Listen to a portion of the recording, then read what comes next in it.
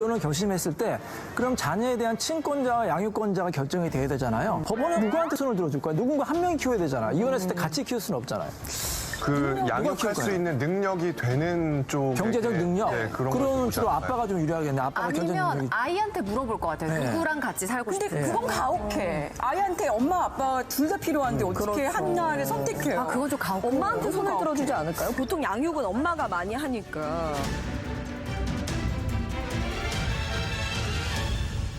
예전에는 이제 아이한테 이런 걸 물어보고 법원에서 조사가거나 하는 걸 꺼렸어요. 아이한테 좀 가혹한 게 아니냐.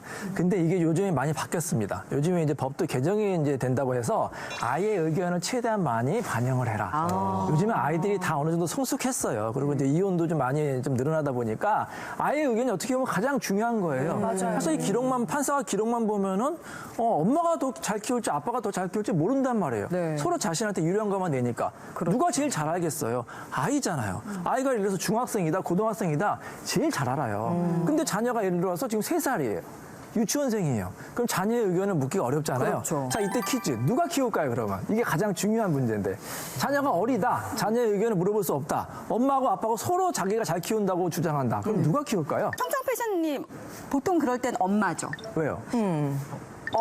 옛날에 그런 말이 있었잖아요. 청가지 가진 아빠보다 쪽박찬 엄마를 따라가야 네. 좋다. 온기가 간다 뭐 이러면서 아빠가 재혼하면은 그 여자분이 뭐 잘 키워주겠어? 이러면서 옛날에 막 그런 말 많이 했잖아요. 아이가 엄마 어릴 같아. 때는 아무래도 엄마한테 모성 유리하잖아요. 본능이 더 강하지 않을까? 그렇죠. 네, 기본적으로 모성의 편을 모성애. 어렸을 땐 들어줄 것 같습니다. 그게 이제 뭐 이제 실무가도 그렇고 전문가도 그렇고 모성애가 중요하다는 걸 알고 있지만 또 우리 법에서는 헌법에서는 남녀가 평등하다고 돼 있잖아요. 판사가 모성애 때문에 엄마한테 아이를 준다 이렇게 판결을 쓸 수 없어요. 구성에도 있거든요. 자, 그래서 이렇게 결정을 해요. 자, 보통 이혼하기 전에 같이 살고 이혼하는 경우보다 별거를 한 다음에 이혼하는 경우가 네. 대다수거든요. 특히 소송까지 하면 대부분 별거하잖아요. 네. 그때 자녀를 데리고 있는 사람. 동거하고 있는. 예. 예를 들어서 엄마가 너무 힘들어가지고 자녀를 데리고 친정에 와 있었어요. 네. 그리고 6개월, 1년 동안 자녀를 잘 키우고 있었어요. 그럼 특별히 문제가 없잖아요. 엄마가 잘 키우고 있잖아요. 그러면 엄마한테 친권이 가고 양육권이 가고.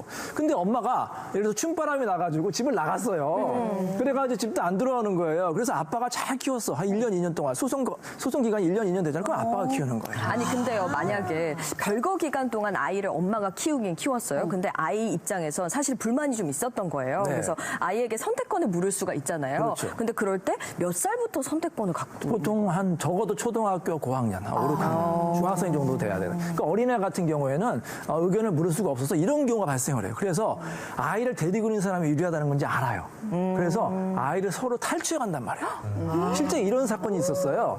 엄마가 이제 아이를 키우고 싶어가지고 아이를 데리고 나왔어요. 그리고 이제 친정에 맡겨가지고 자기는 또 일을 해야 되니까 나갔어요. 근데 아빠가 이제 아이를 데리고 오고 싶은 거야. 그래서 이제 처가에 간 거예요. 처가에 가가지고 이제 장인 장모님한테 아이가 너무 보고 싶으니까 잠깐만 보게 해주세요. 그런 거예요. 그러니까 또 장모 입장에서는 사위가 왔으니까 아직 이혼 안 했고 그래 그리고 애를 잠깐 보여줬는데 그 순간 애를 그냥 데려간 거예요. 자기 친구들 다 데려가지고 차에 태워가지고 데려갔어요. 그리고 완전 거의 납치죠. 애를 안 보여주는 거예요. 그러니까 이제 엄마는 난리 났죠. 납치됐다고 경찰에 신고했어요. 경찰 아저씨 애가 납치됐으니까 경찰도 비상이잖아요. 누가 납치했으니까 아빠가요. 그 경찰이 황당한 거예요. 무슨 아빠가 납치냐. 그래서 그거는 처벌할 수도 없거든요. 그래서 그 경우에는 아빠가 그냥 계속 키우고 있는 거예요. 왜요? 할아버지 데려가면 유죄 아닙니까? 라고 방금 형규씨님께서 유죄라고. 예를 들어서 이혼이 된 다음에 엄마가 친권자인데 아빠가 데려갔으면 납치인이 되는데 아직 이혼이 안 됐기 때문에 공동 친권자잖아요. 법적으로 유죄가 안 되는 경우가 많아요. 그래서 반드시 애를 키우려고 할 경우에는 상대방한테 절대로 뺏기시면 안 되는 거예요. 아주 정말 중요합니다. 그러면 만약에 녹음, 녹취 등등으로 해서 아이를 강제적으로 끌어갔다라는 증거가 있다면 그래도 심지어는 유치원이나 어린이집에서 몰래 이제 아빠가 어린이집한테 내가 아빠니까 애 좀 데려다 주세요. 보여주세요. 그리고 데려가는 경우 있어요.